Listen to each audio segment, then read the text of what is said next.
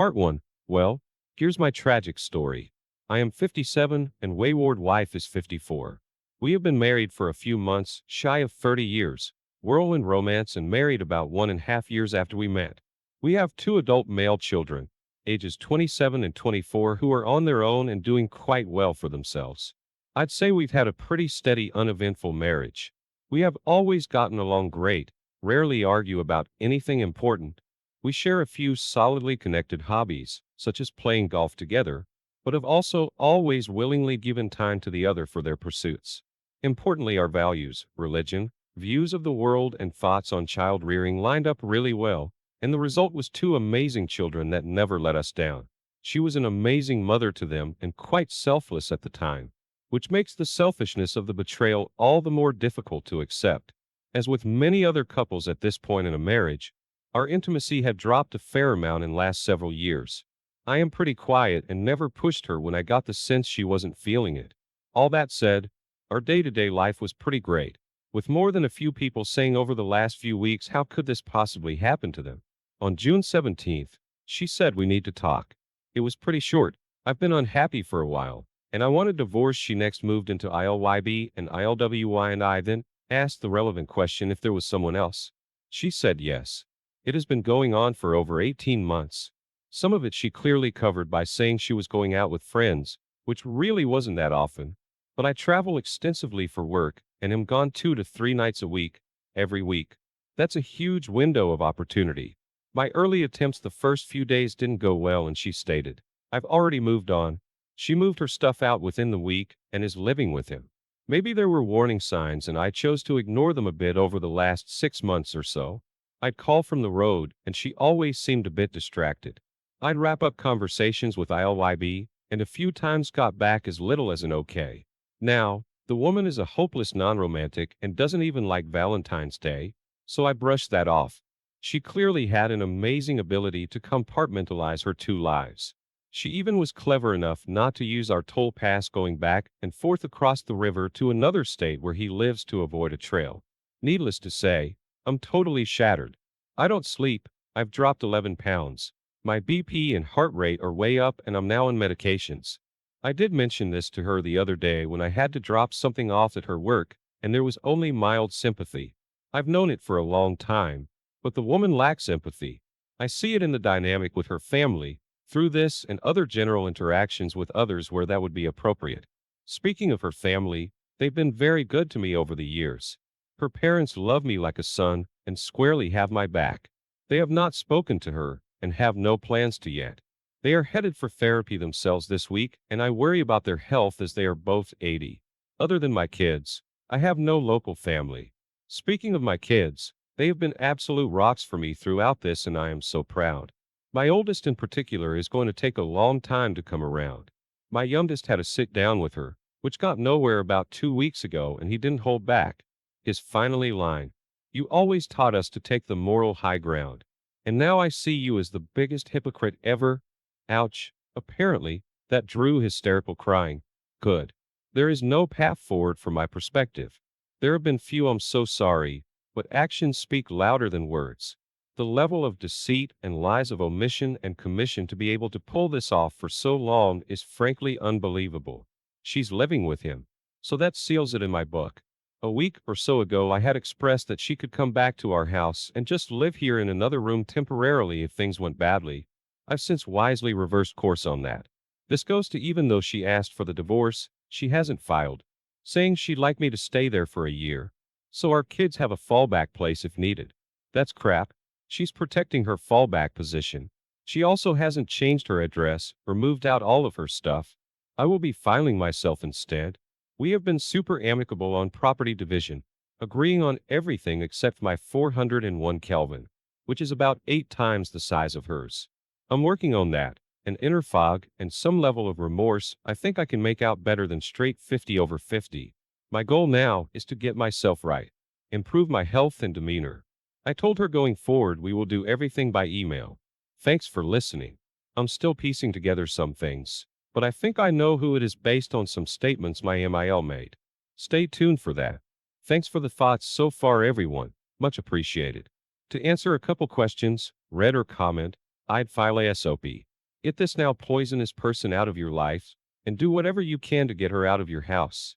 Let her go live with Mr. Wonderful, original poster. She is out of the home and living with AP. Conveniently, as I noted, she hasn't changed her address, which would mean actual work like new license, changing car registration and insurance, etc. Read or comment. Do you know anything about the other guy? My guess is that he is also married, and they had a plan to end their marriages at the same time to be together. It's entirely possible that he won't hold up his end of the bargain, at which point you will need to figure out how you will react if she comes crying home with her tail between her legs. Original poster. I have my suspicions based on something my MIL said about AP when wayward wife told her and her father she was leaving me. I should know more tomorrow. I do know he is already divorced. Read or comment. Getting officially separated limits the damage that will backsplash onto you and your kids. He's not a winner by any means since he was happy being in a PT relationship with a married woman for over a year. He's definitely not worth losing her kids over, and that's where she's headed. Original poster. No kidding, Grubs. I told her about 2 weeks ago. This guy is risking nothing in this relationship since he's already divorced. She's willing to blow up a marriage that is about 7 to 8 there. She's losing her honor, integrity, reputation, financial stability, siblings, parents, and children on a big maybe. The woman has always been a bit impulsive, and this is a great example. Her mother told me the other day she never thought about consequences of actions as a kid. Read or comment. I'm really sorry for you. As others have given you some great advice, I don't need to repeat them. One thing though, you need to be prepared in the event she decides she made a mistake. You are probably thinking, damn, it doesn't know what she's talking about. But you see she's hedging her bets. She's counting on you to be her backup plan just in case this affair doesn't work out. Please don't allow this. I'm suggesting that you tell her she has X days to get all her stuff. Then change the locks, change passwords to everything, bank accounts and credit card accounts and cable and utility accounts, etc., and lock down your social media, unfriend her. Start to out some distance between you. If she wants out, she's out, 100% out. Will she be mad or hurt or whatever? Yes. But she made the decision to lie and cheat and end the marriage. So, she must live with that choice. I'm not saying be her. I'm just saying don't be left in limbo while she plans you as her backup plan. You deserve better than that. Again, I'm sorry you are facing this. I don't understand why she was not honest, but trust me, she was never unhappy until she met the other guy.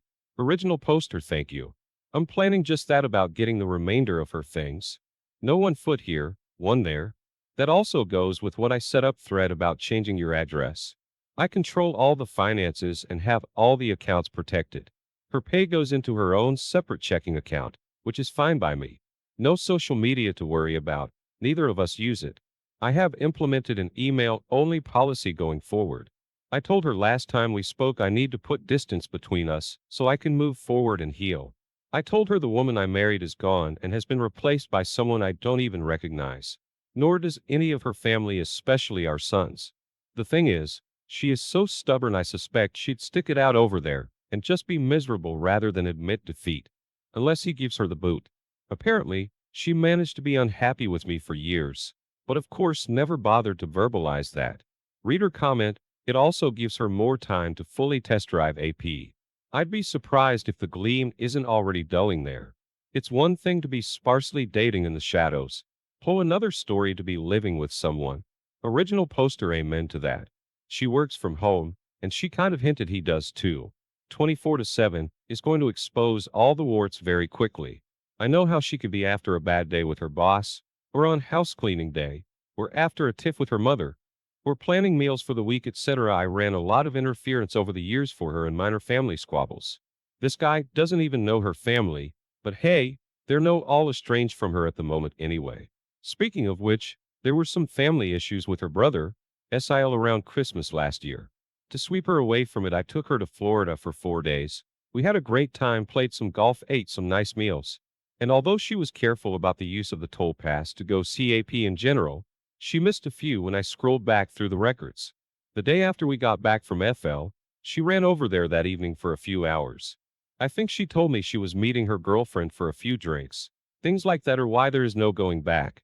Reader comment, when you can set aside the emotions for a bit, take the chance to just watch your wayward wife Know everything you possibly can about her, and see her with fresh eyes, not as your wife, but as just another member of the crooked timber of humanity stumbling through life. In time, perhaps you can feel pity for her. I already do, seen this play out too many times here.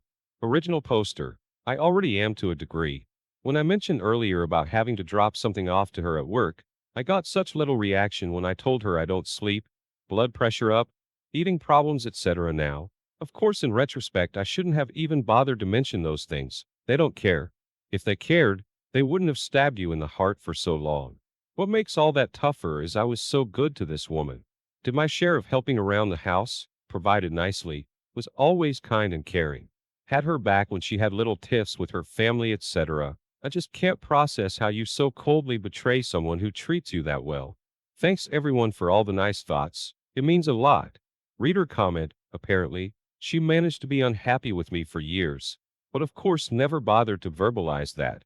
ROFLMAO rolling on the floor laughing. She wasn't that unhappy until she met the OM. My husband traveled extensively for his career. I was a single mom for years. I just accepted it as part of his job. It never dawned on me to cheat or use my husband's career to justify cheating. So here's a true story you may resonate with. On another blog, a guy writes about his brother or brother-in-law who D his wife after 25 years of marriage. He had a long-term affair with his secretary or coworker at his company. He was some big executive type. Married the very attractive trophy wife. His young adult kids hated her. They tolerated the new wife because she wanted to be their stepmom. She would throw $sign at the kids, but she was not a parent to them. After the D, their mom passed away, but this new wife was not going to replace their mom. Ever. Now for the husband. How shall I put this? He regretted his choices. Not that he would admit to making a mistake because his ego was that big. He needed to save face. But he married a train wreck. The new wife needed to keep her youthful appearance because, after all, her marriage started as an affair. She knew what the husband was capable of, so he was hardly out of her sight. The new wife needed lots of plastic surgery to maintain her appearance and attraction. And clothes, very expensive high-end wardrobe. And now he realizes he has married an alcoholic. The new wife has a drinking problem. Or always had a drinking problem, but it wasn't until the marriage that it became a problem. He's miserable, but will never admit the mistake in marrying the other woman. Cue your wife. This one day may be her. She may be walking into a similar nightmare living with the affair partner. She just doesn't know it yet. It's called consequences. Original poster. He may be the one that ends up regretting it too. Wayward wife has always drunk a lot more than me. Over the last few months before D-Day, I noticed she was drinking more than usual. I'm sure it was a coping mechanism as all of this built to a head. I'm talking 2 to 3 gin and tonics every night. It's never affected her ability to function, and I'm the only one who's really seen it. Who knows how worse it gets from here as reality starts to set in. Read or comment, Iopus. Speaking as one who had a heavy alcohol-dependent cheating husband, who did abandon me to live with his AP. There are many scenarios which can play out in your future. Putting aside our current R for the moment, we had a 40-year marriage before his affair. All gone on D-Day. We split up our assets in the months that followed, etc., etc. This was over 3 years ago, and those first long months brought on tons of confusion, instability, and upheavals for myself, my adult children, for my mom, for his mom, and for him. Over time, things stabilized, grew calmer, quieter, peaceful even. From my experience, what I can say is reach out when times are overwhelming. Tell us what you need specifically so that we can share our experiences with you. The different perspectives that folks have here may help you tremendously. The best to you and to your family. Original poster. Thank you for that. Not a boring wife. I appreciate it. I'm using every support system and sounding board I can find at this point. Read or comment. I was you, albeit younger. Entered into a committed relationship with a woman around age 21 to 22. She was brilliant, high-achieving, beautiful. She had a young son from a man with whom she did not share a serious relationship. I moved in with her. We both went to grad school. We struggled to juggle budget, studies, work, child rearing, etc. Lots of physical affair. It was the sort of us against the world struggle that often forges the blue hard steel of a lifelong partnership and relationship. Or so I thought. After grad school, We relocated a couple thousand miles to a new city. Romantic and beautiful city. Hit the ground running. Housing, school, soccer for the kiddo. All of this stuff to me reinforced the us against the world partnership I thought we were forging. When we finally got a bit of extra money saved up, she splurged for a wine country hot air balloon ride with me on my birthday. Super romantic stuff. Then she met the AP. It was like you described, gradually increasing emotional distance. I was running at 1 mile per hour trying to establish a foothold in my new career. She was 2 and the kid was in school by then. So I chalked it up to fatigue and stress. I was wrong. Physical affairs started to diminish. Again, I incorrectly chalked it up to fatigue and stress. Then she started a hobby and began staying out more frequently, and later, with her hobby activity group. Or so I thought. One morning in December, about 9 years after we got together, she didn't come home. It was a weekday. There were no cell phones in those days. I was up early, fixing breakfast and packing school lunch for her son, getting myself shaved and showered and ready for work, mentally planning my morning of school drop-off, etc. Over all of that, I was worried about her. The hobby group often went out drinking. Did she get arrested for Dewey? Have a drunk driving accident? How could I find these things out? I was already thinking of who to call when, around 7 a.m., she drove into the driveway, came into the house, disheveled, wearing her work clothes from the day before. I'm seeing another man. I'm going to leave you and move in with him. My son will come with me. I was gutted, literally could not breathe. Actual physical pain in my heart. I drove the son to school, then went to work, closed my office door, and collapsed on the floor weeping uncontrollably, in a brand new city. Knew almost nobody. The one person whom I viewed as my pillar, my anchor, poof, gone. Christmas that year was literally hell. We were separating our household stuff, and each planning a move, but getting a new place around Christmas is almost impossible. There was a lot of overlap. I actually came home from a workplace Christmas party, fairly intoxicated, bundled in a warm coat, to find her in the living room watching a movie and canoodling with her new man. They politely retired to the spare room, closed the door, followed by the sounds of giggling and then intimacy. I puked in the toilet next to their room. It was as awful as you can imagine. I'm telling you this to tell you it gets better. You have to put one foot in front of the other and start moving on. Baby steps at first. In my case, we shared custody of the son on an ad hoc, informal basis, meaning I had to interact with her for years.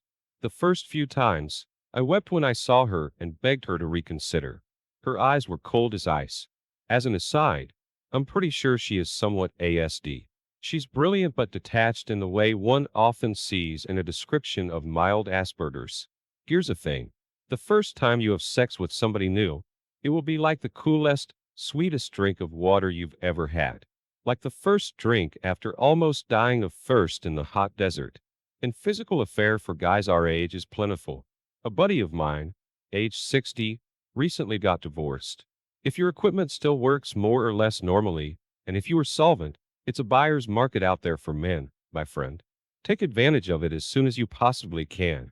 When you're basking in the afterglow, silently thank your wife. Years later, I met the woman who is now my wife of many years. The son was my best man. It was a sweet wedding and life has been good since then. In many ways, I owe a debt of gratitude to my ex. I didn't realize how difficult she was to be in a relationship with until I was in an easy relationship. When we were young, I thought of her as intense. In hindsight, intense is just the flip side of badass HT crazy. Original poster, thanks. That is quite similar in many ways and my sympathy that you're had to go through something so horrible. Wow, update. I now know who the OM is thanks to some of the info I got from my MIO. He and my wayward wife worked together for over 20 years. She left that employment 4 years ago. Sometimes in the same department, but not towards the end. They have not worked together for the last 4 years. There is a group of 6 men as 8 of them that all worked there previously that get together now, and then including wayward wife and OM. His oldest and my youngest are the same age. There were occasional trips to amusement parks when the kids were little, and such and his then wife, and I were both there most of the time. I would say he has been divorced from her for maybe 8 minutes 10 years. He's been to my home. We've met them for concerts and other such things, though not since his divorce. I know he used wayward wife as a bit of a sounding board when going through his divorce while at work. I do believe it was no more than that at the time. I really do. And there's not much I believe in this situation right now. Here's my suspicion. In one of those group get-together, wayward wife expressed her unhappiness with our man and talked to him about it since he'd gone through a divorce. Next thing you know, she's going over there to have longer talk because he was so supportive. And the train kept rolling on to the next station. Quite frankly, she's normally someone way out of his league. She is class, dresses nice, and is attractive for her age. He's not. Quite clearly, he saw an opening and did exactly what these cheaters want. Validated their feelings, made them feel good, told them how beautiful they are. How could anyone neglect you? Played on her emotions, etc. She fell right into it. I think. He's my total opposite, really, directly opposite political, worldviews, religions, values, etc. I don't know what to think now. I've heard the phrase they always affair down, and yeah, that fits. There is a litany of comparisons, but let's just say she really went downhill here. My sister looked him up on Facebook when I was on the phone with her, and all she could say was ex-wayward wife gross. Not sure knowing all this is actually better or worse in this equation. I keep telling myself she left you for that troll. This is obviously much more than a normal affair relationship, as they have a long history and may know each other better than most APs in these situations. Living together and dealing with people all day every day is a whole different story though, I guess. Read her comment. I agree her fantasy will eventually crash. Most do. The good news is you will get to the point where you won't care who she is with, whether it is with the AP or someone else. The goal moving forward is not to feel hate for her or obsess about who she is with. The long-term goal is to get to the point of indifference. You simply won't care. You will be living your best life. The best revenge is a life well lived. Always value yourself. Bad things happen to good people like yourself. It is how you respond to adversity that will pave your way to your future happiness. No contact means no new hurts. Original poster, thanks. I think so too, and it will be a big whatever me hopefully by then. I'm working every day to unwind her mentally from my life since the physical is a done deal. It's very hard getting past 30 years of good memories, and I'm triggered easily. That being said, I've slept a bit better the last 2 nights, which has certainly helped my overall well-being. Read her comment. Say it all the time. Willing and available are the only requirements. APs are seldom better. I'd describe them as just living, breathing physical affair dolls, used to allow the wayward wife to live out their fantasy. I'd also bet on at least a significant aback during his divorce. He wasn't the only one sharing. Might even be that your children being younger was the only thing that kept her in the end. That'd be an interesting discussion to have with his ex. None of that changes your path. She chooses him, as unworthy as he is, over you. You deserve better than that, so that's all the more reason to move forward with D. Get yourself free to find someone more worthy of you. If somehow, someway, your wayward wife extracts her head from her ass and becomes that person that's worthy, then cross that bridge then. But don't expect that of her, and certainly don't wait to hope her house of cards collapses. Original poster. That's a valid point, and I wouldn't put an E at the time out of the realm of possibilities. I'd contact his ex, but have no idea where she might be. She's a bit of a wacko anyway. Read her comment. My story is very similar to yours. Long-term marriage, no red flags, etc., etc. This SHD will leave you questioning everything. It is such a stunning, gobsmacking, baffling blindside. You're going to be in a mind F shock state for quite a while, obsessively ruminating over every detail. Let all this flow through you. Let your mind process. Things will gradually improve. As others mention, move quickly towards divorce. Take advantage of this fleeting opportunity to execute an amicable divorce. Take advantage of the fog, while it lasts, to secure best terms possible while avoiding petty fights over who gets the espresso machine. Do not wait for her. Do not play the pick-me dance. If, big if, she breaks out of the fog and realizes she effed up, she needs to come running after you. She needs to request reconciliation. She needs to make a very compelling argument as to why you should take her back, followed up with a very well thought out plan for her that includes exhaustive self-evaluation, and I see. She needs to convince you that you are not her fallback plan B, that you are her one and only, and that she will devote the balance of her life proving that you. Anything less than this, and you're pissing away the remainder of your life in a limbo state that lacks specialized authenticity, sincerity, security, and true love. Do not settle for anything less or in between true remorse or a well-executed divorce. I'm your age and I've moved on. Except for my ramblings on here, I have really moved on. I'm with beautiful gal now who has completely taken my mind off this saga. Original poster, thanks. I am questioning everything, and you're describing exactly what I'm going through. I am not playing the pick-me dance, no sir. I don't see a path where she is able to make the effort required to fix, even if I was willing. Plus, this is such a long-term thing I don't see that is reparable. Besides, as I mentioned elsewhere, she is stubborn and bad at acknowledging errors. She'd sooner continue in misery there than admit she fouled up. Read her comment. Opus, I just wanted to say how sorry I am for you. Your wayward wife is literally throwing away a lifetime of love and support for nothing. Something you mentioned resonated with me. I too vilified my wayward wife's AP and focused on it. But at the end of the day, the most gorgeous woman could come on to me harder than any woman has in history, and I would still politely decline. Your wayward wife made all these choices and made all the decisions to cheat. This is all on her. Don't focus on the AP. I did. For too long, and it didn't do anything but delay progress. Be strong. Get your deed done as soon as possible, and take advantage of your wayward wife's fog to secure as good a settlement as you can. Original poster. Thanks for the thoughts. I appreciate it. I'm trying every day to change my focus, and it is slowly starting to work. Read her comment. Opus, I'm very sorry you are here, brother. It sucks. It just really sucks. But let me assure you it gets better, and will eventually be a distant memory clouded by newer, happier ones. I don't talk about my story on here much when I reply to posts, but for you and your story, I think mine is very similar. The main difference between our stories is I caught my ex-wayward wife cheating, yours confessed. With mine, when I caught her, I basically moved her out that night without her knowing.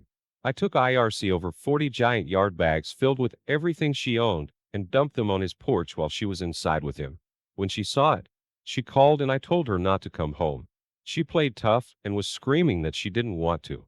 Because of her being in the la la land of unicorns and rainbows, I got custody of our 2 girls and I got our car and almost all furniture. It wasn't until maybe 6 months later when she called crying, begging to come home because he was an asshole and he was supposedly mean to her. Nope, I didn't let that happen. It was then that her anger came out and she started trying to get everything she passed on. But it was too late. My point is, strike a sap while she's on her honeymoon in La La Land, and you can probably have a painless divorce that's very much in your favor. I also believe in your case that she will try to come home eventually, so be prepared for that. Just do what's good for you quickly. Original poster. Thanks, man. Your story is painful as well. My sympathies. I'm getting my ducks in a row as we speak. Read or comment. I had started writing a post for this thread about focus. There has been so much emphasis on how miserable your wife will eventually be and how you can find comfort in that. Personally, I don't see any future benefit for you in her happiness or unhappiness. Your future happiness should not be based on what your wife is doing once she is no longer your wife. It's been a very long time since I walked in on my fiancée and mom, like a lifetime ago. I lost all contact with her about 3 minutes 4 years after D-Day and haven't seen her in person for about 3 decades. Wouldn't recognize her if I saw her. I would occasionally run into her dad, maybe once every 6 minutes 8 years until he passed away some years ago. Last time we met he mentioned her and the sorry state she was in.